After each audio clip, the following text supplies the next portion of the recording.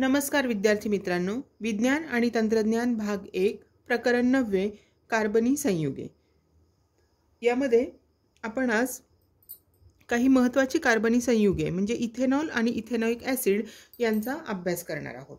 ही दोन महत्त्वाची कार्बनी संयुगे आहेत, त्यांची आपण आता अधिक माहिती बघूया। सुरुवातीला आपण इथेनॉल हे कार्बनी संयुग पाहूया। इथेनॉल हे रंगहीन असतं आणि कक्ष तापमानाला ते द्रवरूप अवस्थेत असून त्याचा उत्कलनांक 78 अंश सेल्सिअस आहे। इथेनॉलला सामान्यतः अल्कोहोल किंवा स्पिरिट असंही म्हणतात आणि मराठीमध्ये त्याला मद्यार्क असं म्हणतात। इथेनॉल हे पाण्यामध्ये सर्व प्रमाणात विद्राव्य असतं। इथेनॉलची जलीय द्रावण आपण घेतलं आणि त्याने जर लिटमस कागदाने परीक्षा जर आपण केली तर निळा लिटमस निळाच राहतो, तांबडा लिटमस तांबडाच राहतो, म्हणजेच ते उदासीन आहे असं आपल्याला आढळतं।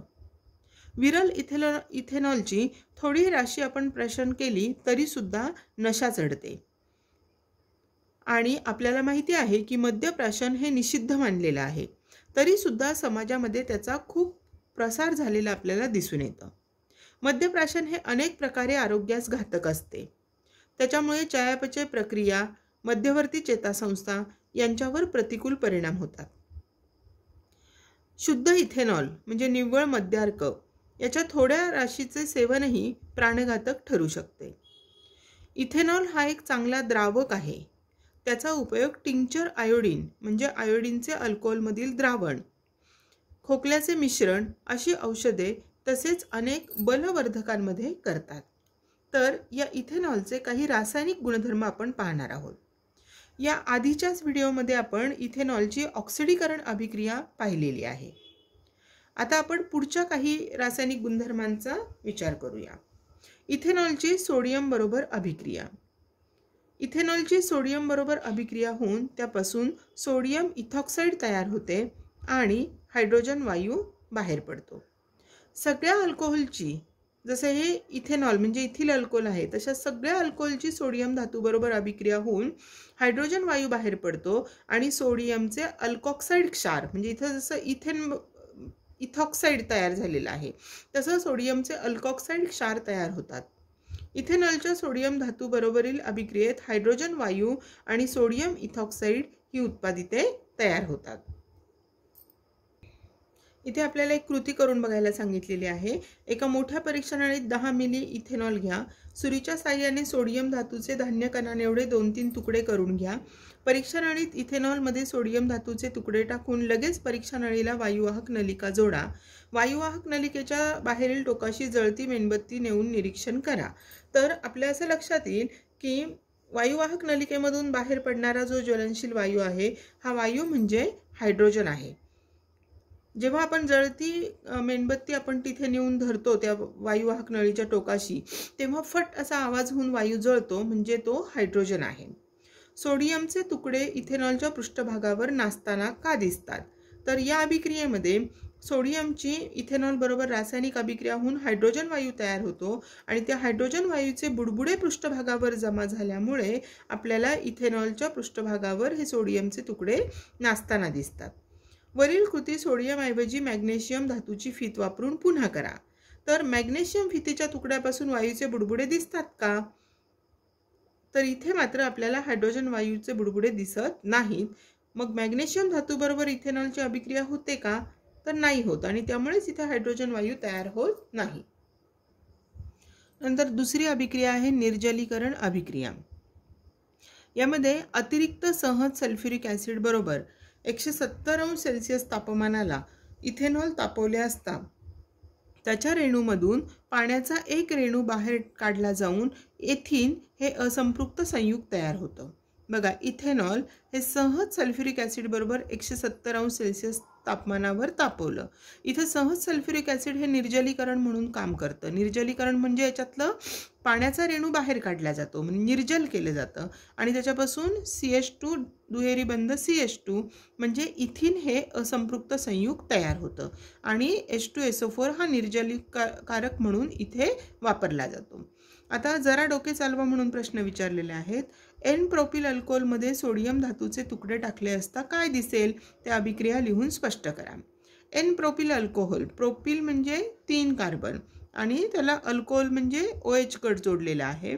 त्याच्यामध्ये सोडियम धातूचे तुकडे टाकले म्हणजे Na, तर त्याच्यापासून CH3CH2CH2ONa म्हणजे सोडियम प्रोपॉक्साईड हे तयार होते आणि हायड्रोजन वायू मुक्त होतो.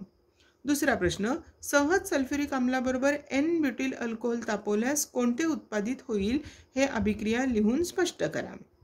सहज सल्फ्युरिक अम्लाबरोबर N-ब्युटिल अल्कोहोल, ब्युटिल अल्कोहोल म्हणजे इथे कार्बन 4 आलेले असतील, CH3 CH2 CH2 CH2OH alcohol OH गट जोडलेला आहे. हे सहज सल्फ्युरिक अम्लाबरोबर तापवले सहज H2SO4 तर हा निर्जलीकारक म्हणून कार्य करेल म्हणजे याच्यातला H2O म्हणजे पाणी जो आहे तो पाण्याचा रेणू बाहेर टाकला जाईल आणि त्याच्यापासून CH3 CH2 CH दुहेरी बंध CH2 म्हणजे N ब्युटीन तयार होईल. दुहेरी बंध आहे म्हणून ब्युटीन 4 कार्बन आहेत, N ब्युटीन तयार होईल. त्यानंतर आपल्याला परत एक कृती सांगितलेली आहे. ग्लेस टाईलवर 2 निळ्या लिटमस पट्टिका ठेवा. एका पट्टिकेवर काचकांडीने विरल हायड्रोक्लोरिक आम्लाचा थेंब ठेवा. दुसऱ्या काचपट्टीवर काचकांडीने विरल इथेनॉइक ॲसिडचा थेंब ठेवा. लिटमस पट्टिकेच्या रंगात काय बदल होतो याची नोंद करा. तर लिटमस पट्टिकेचा रंग बदल आपण बघितला. इथेनॉइक ॲसिडमुळे ती लाल रंगाची होते म्हणजे तिचा जो संबंधित सामू इथे सांगितलंय की नको तो खोडा, 7 पेक्षा कमी, 7 किंवा 7 पेक्षा जास्त, 7 किंवा 7 पेक्षा कमी असं सांगितलेलं आहे.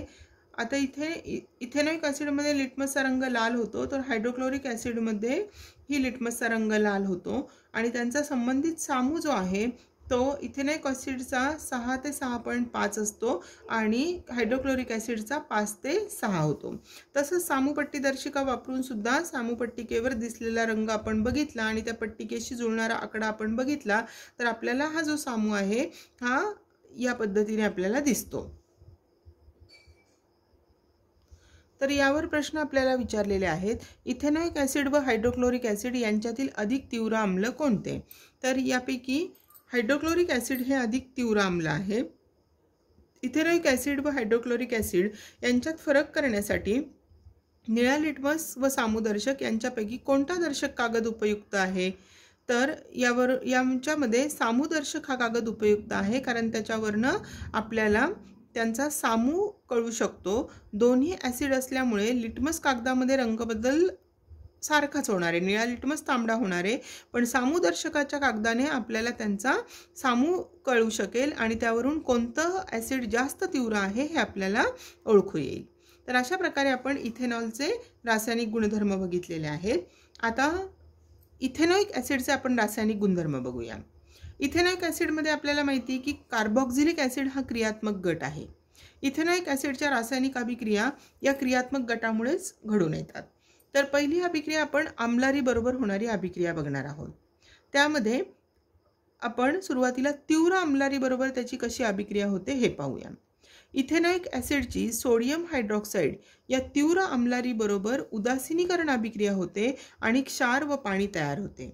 बघा हे आपल्याला इथेनॉइक ॲसिडचं रेणुसूत्र दिलेलं आहे CH3COOH. तीव्र आम्लारी घेतलेला आहे NaOH सोडियम हायड्रॉक्साईड तर त्याच्यापासून CH3COONa म्हणजे सोडियम इथेनोएट हे क्षार मिळतं. याचं सामान्य नाव आहे सोडियम ॲसिटेट आणि आयुपॅक नाव आहे सोडियम इथेनोएट. तर सोडियम इथेनोएट हे क्षार मिळतं आणि पाणी तयार होतं. त्यानंतर आपण इथेनॉइक ॲसिडची कार्बोनेट आणि बायकार्बोनेट बरोबर होणारी अभिक्रिया बघूया. तर यासाठी एक कृती सांगितलेली आहे. आकृतीमध्ये दाखवल्याप्रमाणे साहित्याची जुळणी करा. मोठ्या परीक्षा नळीमध्ये सोडियम कार्बोनेटचे चूर्ण ठेवा. लहान परीक्षा नळीमध्ये ताजी चुन्याची निवळी घ्या. थिसल नरसाळ्यातून 10 मिली ॲसिटिक आम्ल होता आणि परीक्षा नळीतील बदलांचे निरीक्षण करा. तर इथे आपण याच्यामध्ये सोडियम बायकार्बोनेटमध्ये ॲसिटिक आम्ल ओतलेले आहे आणि याच्यामध्ये ताजी चुन्याची निवळी घेतलेली आहे. तर ॲसिटिक आम्लाची या सोडियम बायकार्बोनेट बरोबर अभिक्रिया होते आणि बुडबुड्याच्या रूपातून एक वायू बाहेर पडतो जो आपण या चुन्याच्या निवळीतून जाऊ दिला. तर हा फसफसून बाहेर येणारा जो वायू आहे हा वायू म्हणजे कार्बन डायऑक्साईड वायू आहे आणि यामुळे या चुन्याच्या निवळीमध्ये आपल्याला बुडबुडे दिसतात आणि ही जी चुन्याची निवळी रंगहीन असते ती थोड्या वेळाने आपल्याला दुधी रंगाची झालेली दिसते कारण याच्या यामध्ये चुन्याच्या निवळीची या कार्बन डायऑक्साईड वायूबरोबर अभिक्रिया होऊन कॅल्शियम कार्बोनेट तयार होते, जे पांढऱ्या रंगाचे असते आणि त्यामुळे चुन्याची निवळी आपल्याला दुधी रंगाची दिसते. हेच आपण रासायनिक अभिक्रियेने कसं दाखवू शकतो, तर इथे इथेनॉइक ॲसिडची सोडियम कार्बोनेट बरोबर हे आम्लारीधर्मी क्षार आहे, याच्याबरोबर अभिक्रिया होऊन सोडियम इथेनॉएट हे क्षार तयार होतं, पाणी आणि कार्बन डायऑक्साईड वायू जो बुडबुड्याच्या रूपात बाहेर जातो आणि हा वायू मग परीक्षा नळीतील चुन्याच्या निवळीत गेल्यानंतर त्याची रासायनिक अभिक्रिया होते आणि चुन्याची निवळी दुधी रंगाची होते. यावरून आपल्याला कार्बन डायऑक्साईड वायूची परीक्षा घेता येते. आता या कृतीमध्ये जर सोडियम कार्बोनेट ऐवजी सोडियम बायकार्बोनेट वापरले तर कशा पद्धतीने आपल्याला निरीक्षणे मिळतील, तर ॲसिटिक ॲसिडची सोडियम बायकार्बोनेट बरोबर अभिक्रिया होते आणि त्यापासून सोडियम ॲसिटेट आणि पाणी, सोडियम ॲसिटेट हे क्षार मिळते, त्याचप्रमाणे पाणी आणि कार्बन डायऑक्साईड मिळते. आता प्रश्न असा विचारलेला आहे की वरील कृतीत चुन्याची निवळी दुधाळ का होते हे अभिक्रिया देऊन स्पष्ट करा. तर आपण बघितलं की इथे कार्बन डायऑक्साईड वायू तयार होतो आणि त्याच्यामुळे चुन्याची निवळी ही दुधी रंगाची होते. इथेनॉइक ॲसिडमध्ये सोडियम धातूचा तुकडा टाकला तर कोणती अभिक्रिया होईल. आता हे इथेनॉइक ॲसिड आहे बघा, त्याच्यामध्ये सोडियम धातूचा तुकडा टाकला तर त्याच्यापासून सोडियम ॲसिटेट तयार होईल आणि इथे मात्र हायड्रोजन वायू मुक्त होईल. तिसरा प्रश्न विचारलाय, दोन परीक्षा नळ्यांमध्ये दोन रंगहीन द्रव असून त्यातील एक इथेनॉल आणि दुसरा इथेनॉइक ॲसिड आहे. कोणत्या नळीत कोणता पदार्थ आहे हे ठरवण्यासाठी कोणती रासायनिक परीक्षा कराल, ह्या अभिक्रिया लिहून स्पष्ट करा. आता इथेनॉल आणि इथेनॉइक ॲसिड दिसायला काही फरक दिसणार नाही कारण दोन्ही रंगहीन आहेत. मग कोणत्या नळीत कोणता पदार्थ आहे हे ओळखण्यासाठी आपल्याला सोडियम बायकार्बोनेटचा उपयोग करता येईल. सोडियम बायकार्बोनेट बरोबर इथेनॉलची अभिक्रिया होत नाही, पण इथेनॉइक ॲसिडची मात्र अभिक्रिया होऊन CO2 वायू म्हणजे कार्बन डायऑक्साईड वायू मुक्त होतो आणि त्यावरून आपल्याला त्या दोन्ही द्रवांमधला फरक ओळखता येईल. त्यानंतर तिसरी अभिक्रिया आहे इस्टरीभवन अभिक्रिया. कार्बोक्झिलिक ॲसिड आणि अल्कोहोल यांच्यातील अभिक्रियेने इस्टर हा क्रियात्मक गट असलेले पदार्थ तयार होतात. इस्टर हे गोड वासाचे पदार्थ असतात. बऱ्याचशा फळांना असलेला स्वाद हा त्यांच्यात असलेल्या विशिष्ट इस्टरमुळे असतो. सुवासिक द्रव्ये व स्वाददायी पदार्थ बनवण्यासाठी इस्टर वापरतात. सोडियम हायड्रॉक्साईड या अल्काबरोबर अभिक्रिया केली असता इस्टरपासून संबंधित अल्कोहोल व सोडियम क्षाराच्या रूपात कार्बोक्झिलिक ॲसिड परत मिळतात आणि या अभिक्रियेला साबणीकरण अभिक्रिया असे म्हणतात, कारण मेदापासून साबण तयार करण्यासाठी ही अभिक्रिया वापरतात. इस्टर आणि सोडियम हायड्रॉक्साईड यांची अभिक्रिया होऊन सोडियम कार्बोक्झिलेट आणि अल्कोहोल तयार होते. तर इथे प्रश्न विचारलेला आहे, जरा डोके चालवा म्हणून. सोडियम हायड्रॉक्साईडच्या द्रावणाबरोबर मेद तापवले असता साबण व ग्लिसरीन तयार होतात. मेद व ग्लिसरीनमध्ये कोणते क्रियात्मक गट असतील असे तुम्हाला वाटते, तर मेदामध्ये कार्बोक्झिलिक आम्ल आणि ग्लिसरीनमध्ये अल्कोहोल हे क्रियात्मक गट असतात. यानंतर या प्रकरणाचा पुढचा भाग जो आहे महारेणू व बहुवारिके, हा भाग यावर्षीसाठी आपल्या सिलेबसमधून कॅन्सल केलेला आहे आणि त्यामुळे हे प्रकरण आपले संपले आहे.